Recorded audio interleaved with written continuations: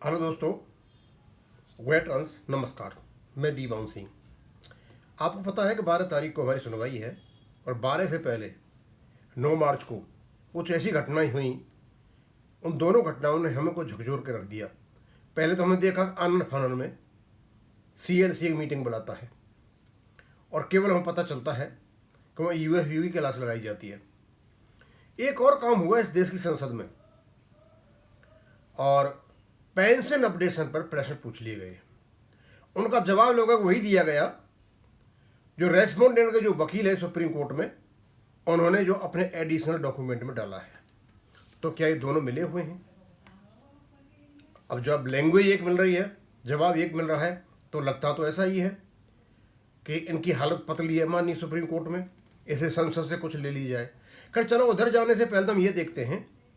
पहले तो मैंने सारे जितना भी इन्हें सवाल पूछे थे वो सारा डाल दिया था, फिर एक एक करके मैं देख रहा हूँ।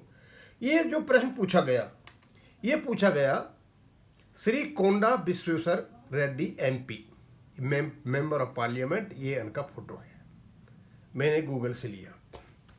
पहले इनके बारे में और जानकारी दी मैंने और देखा मैंने कि इनका जो एजुकेशन का स्तर है वो कहाँ तक है। क्या ये व्यक्ति ऐसा है अनडेमोक्रेटिक हो, मानवीय मूल्यों को नहीं समझता हो, पेंशनर की समस्याओं से इनको फर्क नहीं पड़ता हो, या जिस ग्रुप से ये सर्विस की है उस ग्रुप के लोग मिले हो जाकर के प्रश्न उठा दिया हो। तो पहले तो हम ये देख लेते हैं। इनकी इंजीनियरिंग ग्रेजुएट थे ये ओस्मानिया यूनिवर्सिटी से। Later pursued higher studies in the United States में पढ़े हुए हैं, इंजीनियरिंग में और टेक्नोलॉजी फील्ड में है।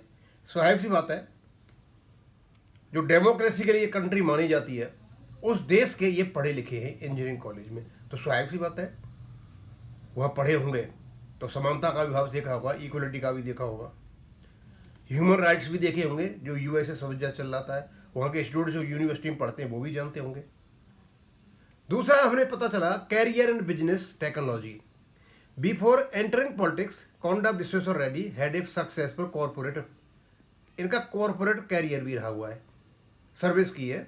Worked in the technology and engineering sector, served as a CEO pi data centre के ये CEO भी रहे हुए हैं, यानी अच्छी खासी पोस्टों पर ये रहे हुए हैं। अच्छा फैमिली, अच्छा बैकग्राउंड, अच्छी एजुकेशन और सर्विस भी अच्छी जगहों पर। He was also associated with companies in data centres, engineering and IT सेक्टर। His professional background made him one of the few techno politicians in the Telangana politics. यानी सारा का सारा इनका जो डाटा है उसको देखने से पता चलता है कि एक एक चीज का रेड्डी साहब को पता होना चाहिए, जैसा कि उनका एजुकेशन का बैकग्राउंड है। इन्हें यही पता होना चाहिए कि माननीय सुप्रीम कोर्ट में बैंकर्स का पेंशन अपडेशन का केस चला हुआ, अच्छी तरह से जानते थे। ये सब कुछ जानने के बाद ये कहते हैं whether the government proposes to initiate discussions with the Indian bank association and employ unions to address the long pending demand for revision of basic pension. यानी बेसिक पेंशन को रिवाइज करने के लिए पब्लिक सेक्टर की क्या government IBA और UFU से बात करने की सोच रही है? ये बात समझ में नहीं आई, ये बात मेरे दिमाग में नहीं चढ़ी बिल्कुल भी। भाई गवर्नमेंट सोच रही है, आखिरकार क्यों पूछा गया ये प्रश्न? चलो गवर्नमेंट सोच रही है नहीं सोच रही है, लेकिन यह IBA UFU का मैटर क्यों आया? जब देश के फाइनेंस मिनिस्टर ने कह दिया विजिल इंटरव्यू देते वक्त IBA को कि भाई इनका पेंशन अपडेशन कीजिए, उन्होंने नहीं किया।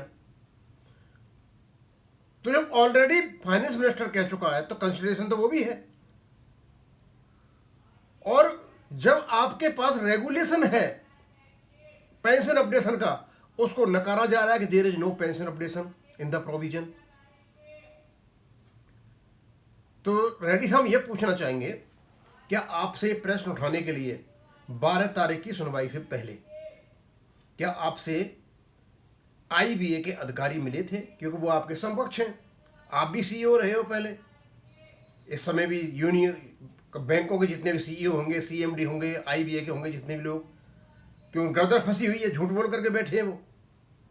या फिर UFU के नेता बैंक का चलम से लोग आपसे मिले, इस प्रश्न को उठाने के लिए। आप नहीं उठा सकते थे, ये तो पक्का है। आपको कोई लेना देना नहीं इन चीज़ों से। आपके पास बना बनाया मैटर गया, आपने वह उठा दिया, और आप चाहते थे कि इस प्रकार में उठाऊंगा तो उसका एक सेट आंसर आएगा और वो सेट आंसर मैच करेगा सुप्रीम कोर्ट में एडिशनल डॉक्यूमेंट से। तो आपने इसलिए उठाया कि जो सुप्रीम कोर्ट में एडिशनल डॉक्यूमेंट दे रखे हैं उनकी सत्यता स्थापित हो सके कि भाई पार्लियामेंट भी यही कह रही है। तो सर, क्या जो अपडेशन का जो रेगुलेशन है उसको कोर्ट नहीं उसका रिव्यू करेगा, पार्लियामेंट करेगी? पार्लियामेंट का अधिकार है क्या? पार्लियामेंट ने कह कैसे दिया कि अपने पास उसको कि भाई अपडेशन का वो नहीं है? और आपकी जिस प्रकार एजुकेशन है और जिस प्रकार का, मुझे ऐसे आदमी मिलते नहीं है। राज्यसभा एमपी देख लो, लोकसभा एमपी देख लो, इतने पढ़े लिखे नहीं होते जितने आप पढ़े लिखे हो। 10 पास 12 पास जैसे ये पढ़े हुए, लालू का परिवार पूरा ही पढ़ा हुआ है, वो भी एमपी एमएलए है, राज्यसभा के सांसद है वो भी। वो यदि ऐसी गलती कर जाते हैं तो बात समझ में आती है, लेकिन आप गलती करते हो और आप सीईओ रहते हो कि पाई डाटा सेंटर्स के, तो इसका मतलब आपके कोई मुलाकात थी मतलब किसी बैंक के सीईओ से या आईबीए के उनसे, तो आपने ये प्रश्न उठाया, और वो भी 3 दिन पहले 12 तारीख को सुनवाइए। आप था तो थोड़े रुक जाते सर, बाद में कर सकते थे। हम ये मान के चलते हैं सर, आपने सारे कॉन्स्टिट्यूशनल मानवीय मूल्यों को ताक पर रखते हुए आईबीए और यूएफबी दोनों का आपने एक अनैतिक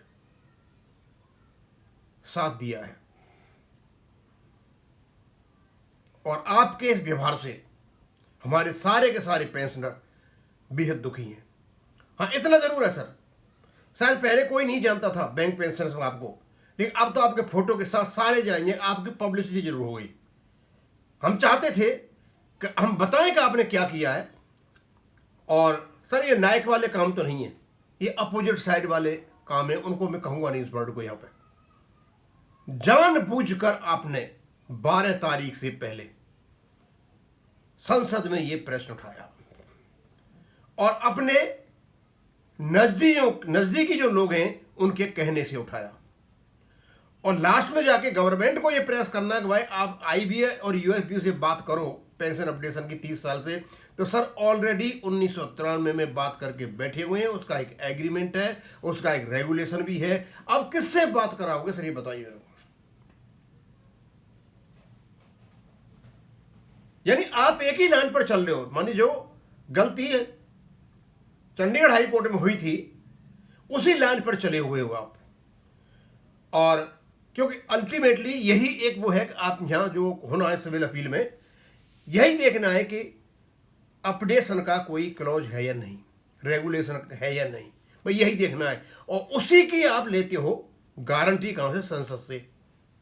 और उसी लैंग्वेज को आप सुप्रीम कोर्ट में जाके कहते हो। तो ये जो मेल जोल हो रहा है ना सर, हम तो किसी गर्दन पकड़ नहीं सकते, आपकी भी नहीं पकड़ सकते, सुप्रीम कोर्ट को उसका इंटरप्रिटेशन करना है। अब है या नहीं सर, आप तो नहीं बता सकते और संसद भी नहीं बता सकती। यदि संसद को पढ़ना था तो संसद में कंसर्न मंत्री को पढ़ के आना चाहिए था कि उसमें है या नहीं। उनको लिख कर किसी ने दे दिया, वो बोल गए यहां पे। इसका इंटरप्रिटेशन केवल कोर्ट करेगा, रेगुलेशन का इंटरप्रिटेशन केवल कोर्ट करेगा। आपके द्वारा बने हुए बहुत सारे नियम सुप्रीम कोर्ट ने रिजेक्ट किए हैं, लागू भी नहीं हुए हैं। तो सर, इन 8 लाख पेंशनरों ने आपका क्या बिगाड़ा था? उनका जीवन यापन आपने खराब कर रहे हो, उनकी जीने की जो तमन्ना है उसको आप अपने पैरों के नीचे कुचल रहे हो। मानवीय मूल्य और आदर्शों को जिनको आप रक्षा करनी चाहिए उनको आप सरेआम धूल धूसरित कर रहे हो। सर, क्यों कर रहे हो ऐसा? अभी तो सर हमने कुछ नहीं बनाया, हम बहुत वीडियो बनाएंगे। आखिरकार आप क्यों फंस गए इसमें? हम इसलिए बता रहे हैं आपको ये कि आप उन लोगों से पूछिए जिन लोगों ने आपसे कहा था प्रश्न उठाने के लिए, भैया क्यों उठवाया मेरे से, और उनसे पूछो, ईमानदारी से पूछो उन लोगों से कि रेगुलेशन में अपडेशन का क्लॉज है या नहीं। और यदि है तो उनसे पूछो कि आप लोगों ने क्यों गुमराह किया मेरे को, संसद में प्रश्न उठाया। हमारे हिसाब तो है सर। अब और भी हम काफ़ी चीज़ें लाएंगे। अब इसको यहीं ख़त्म करूँगा। थैंक यू, धन्यवाद।